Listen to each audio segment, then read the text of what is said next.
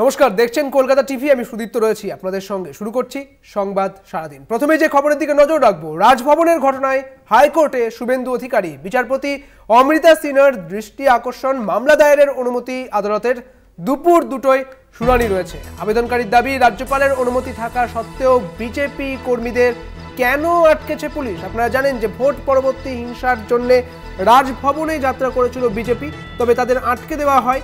যদিও রাজ্যপালের এতে পুরোপুরি সমর্থন ছিল, তবুও তারা রাজভবনে ঢুকতে পারেননি, এমনটাই অভিযোগ করছেন শুভেন্দু অধিকারী। এবং হাইকোর্টের দ্বারস্থ হয়েছেন শুভেন্দু অধিকারী। বিচারপতি অমৃতা সিনহার দৃষ্টি আকর্ষণ শুভেন্দু অধিকারী।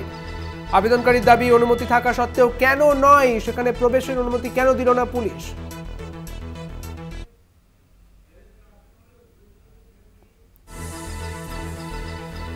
রাজভবনে আটকানো হলেও শুভেন্দু অধিকারী ঠিক সেখান থেকেই হুঁশিয়ারি দিয়েছেন। তিনি ঠিক কি বলেছিলেন শোনাবো।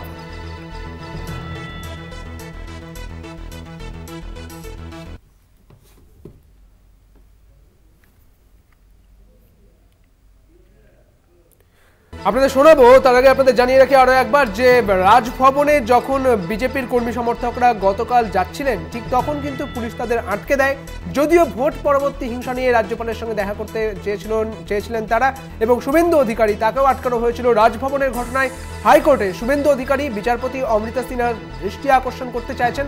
মামলা দায়েরের অনুমতি আদালতে। দুপুর দুটোই শুনানি রয়েছে এমনটাই জানা যাচ্ছে। তবে আবেদনকারীর দাবি, রাজ্যপালের অনুমতি থাকা সত্ত্বেও বিজেপি কর্মীদের কেন আটকেছে পুলিশ, এই তাদের প্রশ্ন। কারণ ভোট পরবর্তী হিংসা, যেখানে কেন্দ্রীয় জওয়ানদের 19শে জুন পর্যন্ত রাখার কথা বলা হয়েছে, আর সেখানেও কিন্তু একইভাবে এই ভোট পরবর্তী হিংসা দেখা যাচ্ছে। আর তারপরেই শুভেন্দু অধিকারী দাবি করছেন যে, এবং তারা যখন রাজভবনে যাচ্ছিলেন ঠিক তখন তাদের পুলিশ আটকে দেয়। আর তারপরেই তারা প্রশ্ন তুলছেন যে এই তাদের সমর্থন সত্ত্বেও, অর্থাৎ রাজ্যপালের সমর্থন সত্ত্বেও কেন রাজভবনে যেতে দিল না পুলিশ। আমাদের সঙ্গে রয়েছেন তৃণমূল মুখপাত্র অরূপ চক্রবর্তী। অরূপবাবু, কলকাতা টিভিতে আপনাকে স্বাগত জানাচ্ছি। যে বিষয়টা জানবো যে শুভেন্দু অধিকারী তিনি বলছেন যে রাজ্যপালের সমর্থন সত্ত্বেও কেন রাজভবনে পুলিশ তাদের যেতে দিল না, আটকে দিল কেন, এবং এই প্রশ্ন তুলে হাইকোর্টের দ্বারস্থ হয়েছেন তিনি। কি বলবেন? রাজভবনটা তো মুরলীধর সেন লেনের বিজেপি কার্যালয় নয় যে আমার ইচ্ছে হলো আমি 200 জন লোক নিয়ে ঢুকে যাব। রাজভবন এমন একটা জায়গা যেখানে মহামান্য আদালতের নির্দেশে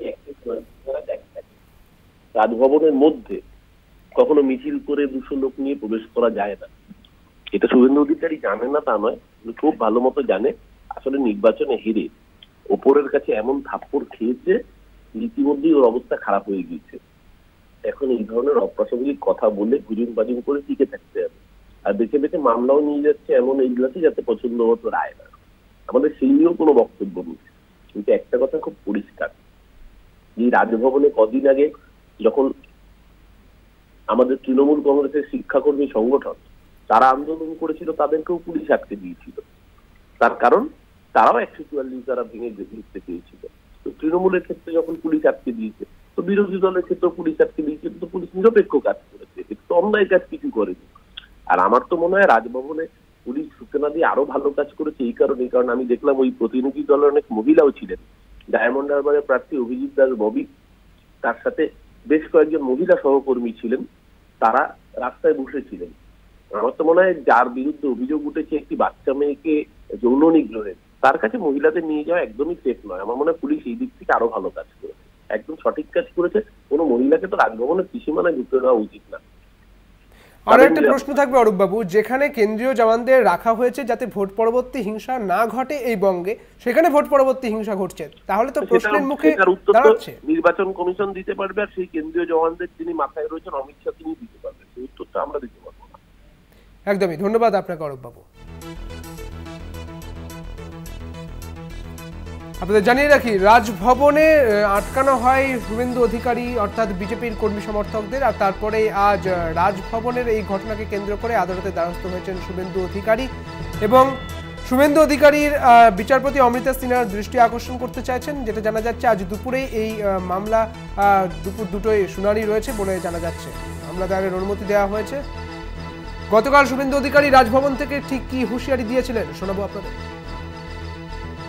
গভর্নর সাহেব তার অফিসকে দিয়ে তিনি তার ওএসডি আমাকে যেটুকু জানিয়েছেন, তিনি মুখ্য সচিব স্বরাষ্ট্র সচিবের কাছে রিপোর্ট চেয়েছেন।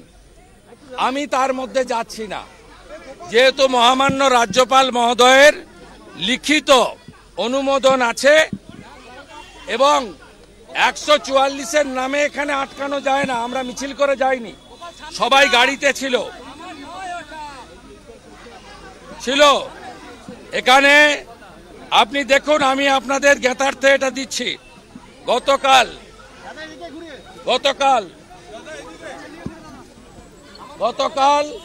Governor office 200 victim with LOP. They written allowed us, but under the leadership of Mirat Khalid না কে আছে জানি না, ওর নামটা আমি উচ্চারণ করতে পারি না, ওনার নেতৃত্বে বিনীত গোয়েলের নির্দেশে, মমতা ব্যানার্জির নির্দেশে আমাদের যেভাবে রাজভবনের লিখিত অনুমোদন সত্ত্বেও ডিটেন্ড করা হয়েছে, আমাদের আটকানো হয়েছে এবং কার্যত সাংবিধানিক প্রধানকে, তার অফিসকে, এলওপিকে আজকে চ্যালেঞ্জ করা হয়েছে। আমরাও এর চ্যালেঞ্জ সঠিক জায়গায় আগামীকালই করব। বিনীত গোয়েল প্রস্তুত থাকুন, আপনাকে আমি হুঁশিয়ারি দিয়ে যাচ্ছি। আর অন্যদিকে শুভেন্দু অধিকারীর এই হুঁশিয়ারির পর তৃণমূল নেতা কুণাল ঘোষ তিনি কটাক্ষ করেছেন, কি বলেছেন তিনি, শোনাবো আপনাকে। রাজভবনের সামনে বিরোধী দলনেতা আর নাকি 200 জনকে নিয়ে গেছে, ওটা নাটক।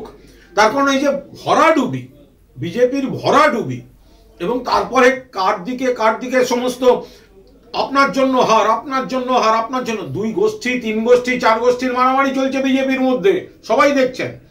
হার থেকে নজর ঘোরাতে, ব্যর্থতা থেকে নজর ঘোরাতে, দলের কর্মীরা নেতাদের বিরুদ্ধে প্রশ্ন করছে, নজর ঘোরাতে নাটক। ঘর ছাড়া বলে কয়েকজনকে বাড়ি থেকে তুলে এনে খাইয়ে দাইয়ে নাটক করার জন্য পার্টি অফিসে রেখেছে। প্যাকেজ ট্যুর বাসে করে নিয়ে যাচ্ছে, হোমস্টে প্যাকেজ পার্টি অফিসে। আর বিজেপিতে যদি ঘর ছাড়া কেউ থাকে তার নাম একমাত্র দিলীপ ঘোষ, যাকে বিজেপি মেদিনীপুর থেকে তুলে এনে অন্য জায়গায় পাঠিয়ে দিয়েছে। রাজভবনে গেছে এখন।